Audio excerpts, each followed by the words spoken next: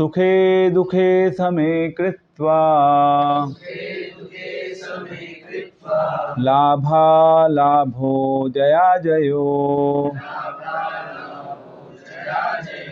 ततो युद्धाय युज्यस्व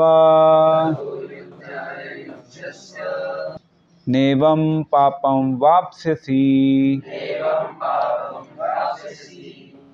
Okay, so meaning, do the fight for the sake of fighting, without considering happiness or distress, loss or gain, victory or defeat, and by so doing you shall never incur sin. भगवान ने अर्जुन से कहा कि अब तुम्हें पता चल गया कि ठीक है हम लोग शरीर नहीं है, आत्मा है, तो नेक्स्ट लेवल है कि भाई आपको अपना कर्तव्य परफॉर्म करना है, यानी कि आपको अपनी ड्यूटी फुलफिल करनी है. और आपकी, जैसे अर्जुन के केस में, अर्जुन की ड्यूटी थी क्या करना? फाइट करना. अर्जुन जो फाइट कर रहा था वो किसके आदेश पे कर रहा था? भगवान के आदेश पे. सो इन ए वे फाइट करना, और इन अदर वर्ड्स भगवान की इंस्ट्रक्शंस को फॉलो करना. तो भगवान की इंस्ट्रक्शंस जो हैं बहुत इंपॉर्टेंट रोल प्ले करती हैं. एंड इन ए वे देखा जाए तो अगर हम अपनी ड्यूटी की बात करें तो भगवान ने हम सबकी उस ड्यूटी को पूरा करने के लिए हम सबको अलग अलग इंस्ट्रक्शंस दी हैं. ऑन ए ब्रॉड लेवल अगर आप स्टूडेंट हैं तो एज ए स्टूडेंट आपसे एक्सपेक्ट किया जाता है कि आप रेगुलर बेसिस पे टाइमली स्टडीज़ करें, पढ़ाई करें, है ना. This is one of the expectation from you being a student कि आप पढ़ाई करिए. दूसरी expectation, what is the expectation, मतलब आपसे लोग क्या एक्सपेक्ट करते हैं. और second is naturally respect your elders, दूसरे शब्दों में बड़ों का सम्मान करना.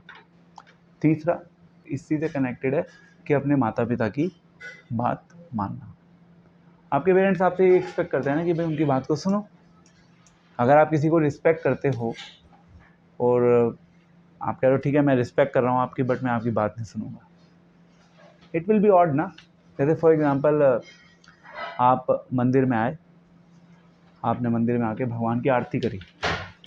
आरती करना means Aarti is a gesture of respect. आप भगवान को ऑफर कर रहे हो, कुछ भगवान का सम्मान कर रहे हो आरती करके. आपने आरती तो करी, अब भगवान ने कहा कि बेटा मैं आपसे ये एक्सपेक्ट करता हूँ. आपने कहा नहीं नहीं नहीं मैं बस आपकी आरती करूँगा. आप मुझसे क्या एक्सपेक्ट करते हो, मैं उसको सुनने में इंटरेस्टेड नहीं हूँ.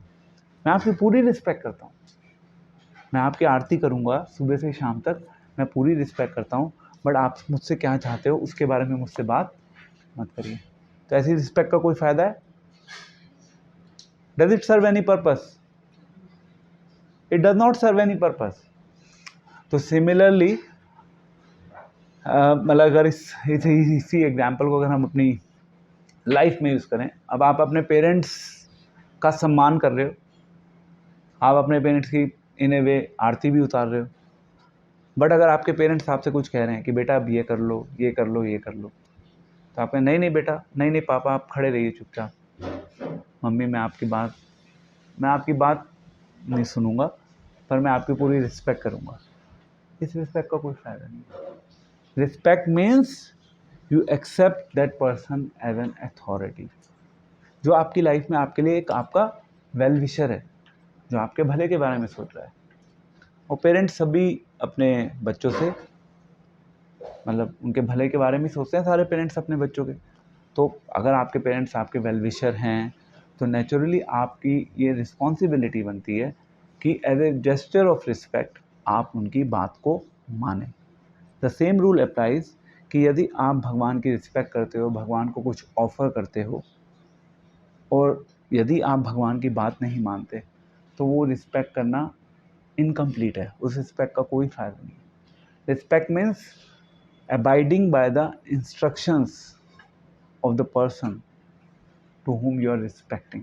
आपकी लाइफ में आपको टाइम टू टाइम जब आप अपनी ड्यूटी को परफॉर्म करेंगे, है ना, आप सब अपनी ड्यूटीज़ को परफॉर्म जब करेंगे तो कभी आपको उन ड्यूटीज़ को परफॉर्म करते हुए आपको जीवन में सुख मिलेगा, कभी जीवन में दुख मिलेगा, कभी आपके जीवन में हार होगी, कभी आपके जीवन में जीत होगी, कभी आपके जीवन में आपको उस सुख और दुख से हार और जीत से आपको कुछ लाभ हो जाएगा, कुछ बेनिफिट हो जाएगा, और कभी आपको उस सुख और दुख से कुछ नुकसान हो जाएगा।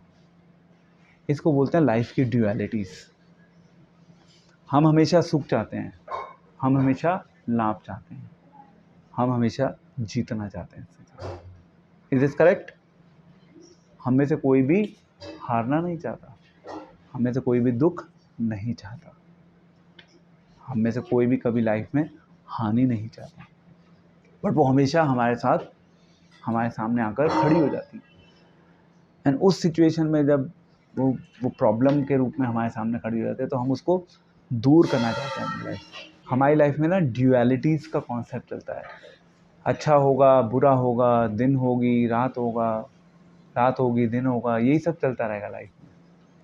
कोई चीज़ बहुत ज़्यादा मीठी होती है, कोई चीज़ बहुत ज़्यादा तीखी होती है, किसी चीज़ में बहुत अधिक टेस्ट आता है, कोई चीज़ बहुत फीकी होती है, इसमें कोई स्वाद नहीं होता। सो लाइफ में ऐसी ब्यूटीफुल चीज़ें, कभी अच्छी चीज़ें आती हैं, कभी गलत चीज़ें आती हैं, यही सब चलता रहता है लाइफ।